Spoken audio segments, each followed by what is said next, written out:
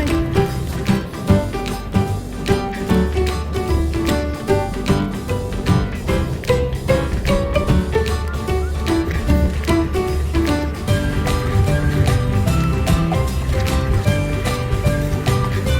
เดินดีๆเด้อต๊อก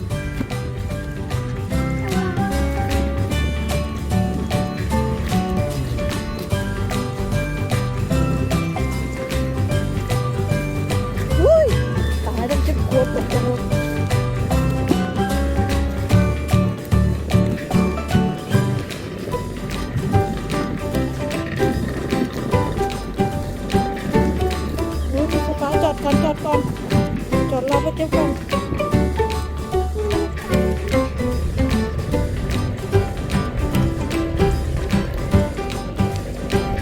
ตรงนู้น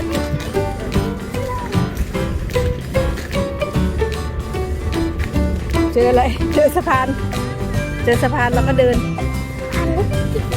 จ้ะ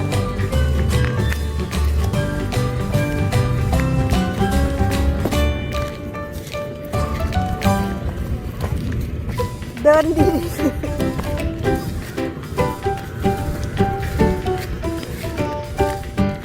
สะพานเล็กคือสะพานเล็ก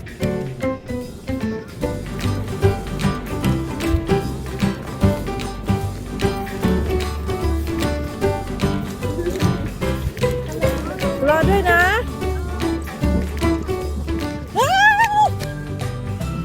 พี่บาหันหน้ามาบ้าน จริงๆด้วยบ้าน อยากไปกับพี่น้องอย่าชนกันอย่าตกพี่พารอก่อนพี่พาหันมาก่อน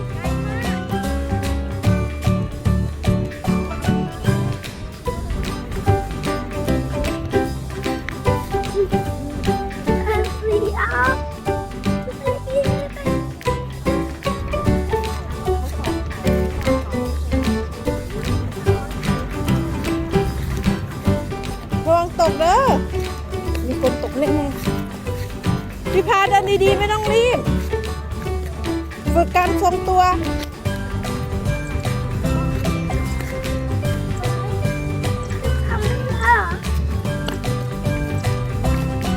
เจอทางแยกเราจะไปทางไหน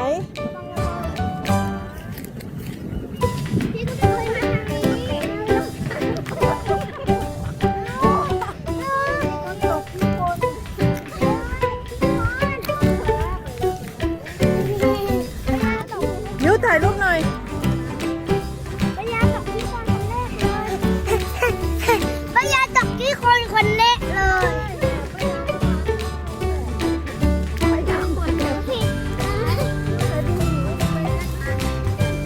เดินดีๆเด้อทาง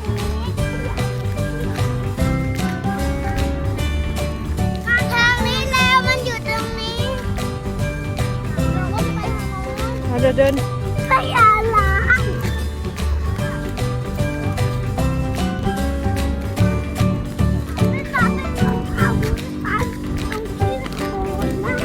้างระวังเฮ้ยเด้อคุณ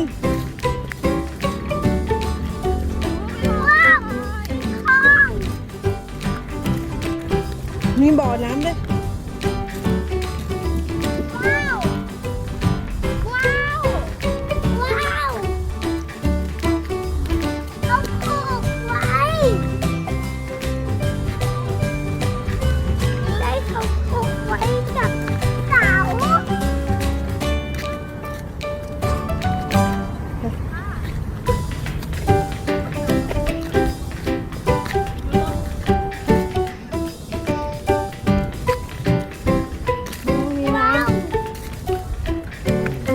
เต็มเลยพริกดกเลยยุหันมา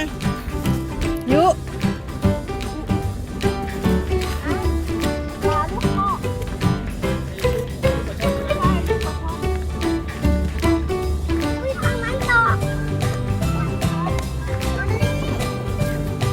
เห็นแล้วแหละ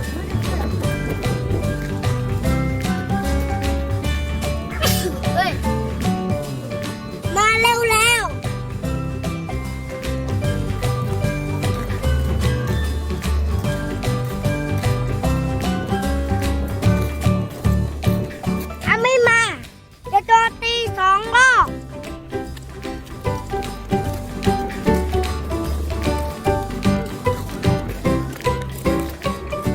เจี๊ยบ